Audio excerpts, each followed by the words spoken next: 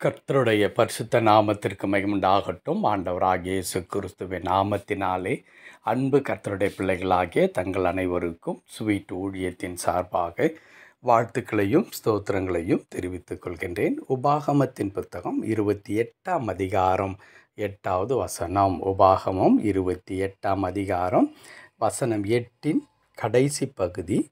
கர்த்தர் உனக்கு கொடுக்கும் தேசத்திலே உன்னை ஆசீர்வதிப்பார்.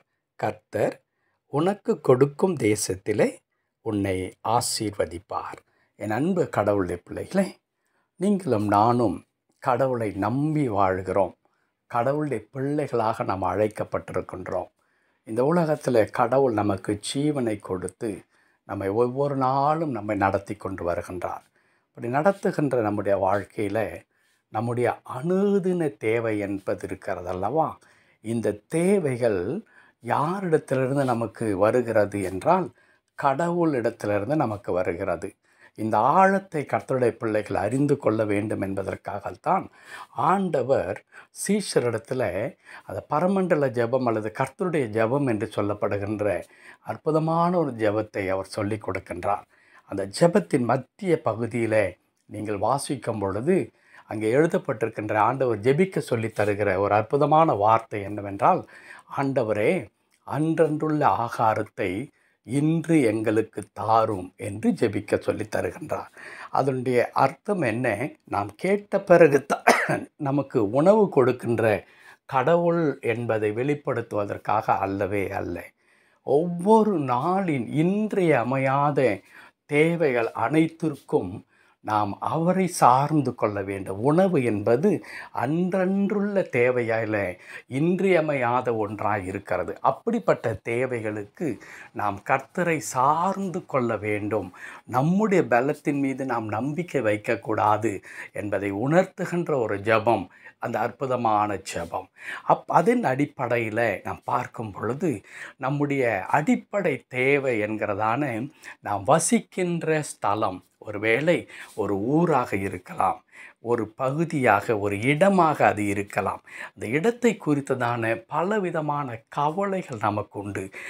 எந்த ஊரிலே நான் இருக்க போகிறேன், எந்த இடத்தில் இருக்க போகின்றேன், இந்த இடத்திலே இருந்து வேலை செய்வதா, நான் வெளிநாட்டிற்கு சென்று வேலை தேடுவதா, அல்லது இங்கே எனக்கு சொந்தமாக ஒரு வீடு இல்லை, நான் எவ்வளவு நாட்களுக்கு நான் வாடகை வீட்டில் இருக்க போகிறேன், அல்லது சொந்த வீட்டில் இருந்தால் கூட இந்த இடத்துல எனக்கு பல பிரச்சனைகள் வந்து கொண்டிருக்கிறது என்று நாம் நம்முடைய தாபர ஸ்தலத்தை குறித்து, வசிக்கின்ற ஸ்தலத்தை குறித்து நாம் அதிகமாக கவலைப்படுகின்றோம். என் அன்பு கர்த்தருடைய பிள்ளைகளே, இங்கே கர்த்தருடைய வார்த்தை என்ன சொல்லுகிறது? கர்த்தர் உனக்கு கொடுக்கும் தேசத்தில் உன்னை ஆசீர்வதிப்பார்.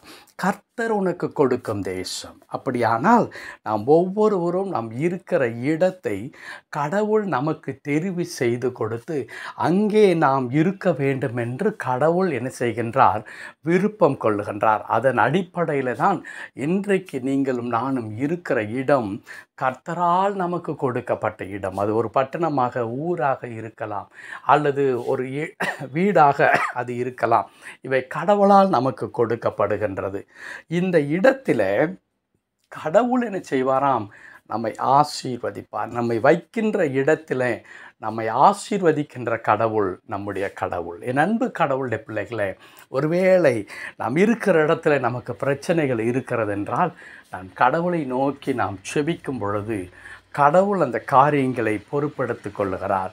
கடவுளுடைய கடமையாக ஆண்டவர் எதை பேசுகிறார் என்றால், நான் உனக்கு கொடுக்கும் தேசத்தில் உன்னை நான் ஆசீர்வதிப்பேன் என்று சொல்கிறார். அப்படியானால் நீங்களும் நானும் இருக்கிற இடத்துல நாம் சுகமாக இருப்பதற்கு, பத்திரமாக இருப்பதற்கு, பாதுகாப்போடு இருப்பதற்கு, எல்லா விதமான அடிப்படை தேவைகள் நிறைவாக பெற்றுக்கொண்ட மக்களாக நாம் இருக்க வேண்டும் என்பதை கடவுள் விரும்பி அவைகளை கொண்டு நம்மை ஆசீர்வதிக்கின்றார். அதனால் ஒருவேளை ஏதோ ஒரு காரணத்தினாலே உங்களுடைய இருப்பிடத்தை குறித்ததான கவலை, பாரம் உங்களுக்கு இருக்குமானால் ஆண்டவர் சொல்லுகிறார், நான் உன்னை ஆசீர்வதிப்பேன். எந்த இடத்துல வைத்து உங்களை நடத்த வேண்டும் என்று கடவுள் விரும்புகிறாரோ அந்த இடத்திலே வைத்து உங்களை ஆசீர்வதிப்பார். ஆகையினாலே இடத்தை குறித்ததான கவலையை விட்டுவிட்டு கர்த்தரை பற்றி கொள்ளுங்கள். அவர் எந்த இடத்தில் இருந்தாலும் நம்மை ஆசீர்வதித்தால் அந்த இடம் நமக்கு ஆசீர்வாதமாக இருக்கும். பஞ்ச தேசத்தில் ஈசாக்கை ஆசீர்வதிக்கும் பொழுது அந்த பஞ்ச தேசத்திலேயே ஈசாக்கனுடைய விளைச்சல் 100 மடங்கு இருந்தது. அப்படியானால் நீங்களும் நானும் இருக்கிற இடம் அல்ல நம்மை தீர்மானிப்பது, அது கடவுள் நம்மை ஆசீர்வதிப்பது. ஜெபிக்கலாமா? கிருபை நிறைந்த நல்ல ஆண்டவரே, உமக்கு நன்றி செலுத்துகிறோம். எங்களை ஆசீர்வதிக்கிற கடவுள், எங்களுக்கு வாழும்படியாக இடத்தை உண்டாக்கி தருகிற கடவுள், அந்த இடத்தில் எங்களை நிறைவாய் ஆசீர்வதிக்கிற கடவுள், இன்றைக்கும் நாங்கள் இருக்கிற இடங்கள் எங்களுக்கு ஆசீர்வாதமாக இருக்கும்படி ஒவ்வொரு நாளும் கிருபை செய்தருளும், வழி நடத்தும். மீட்பர் நாமத்தில் பிதாவே, ஆமென், ஆமென்.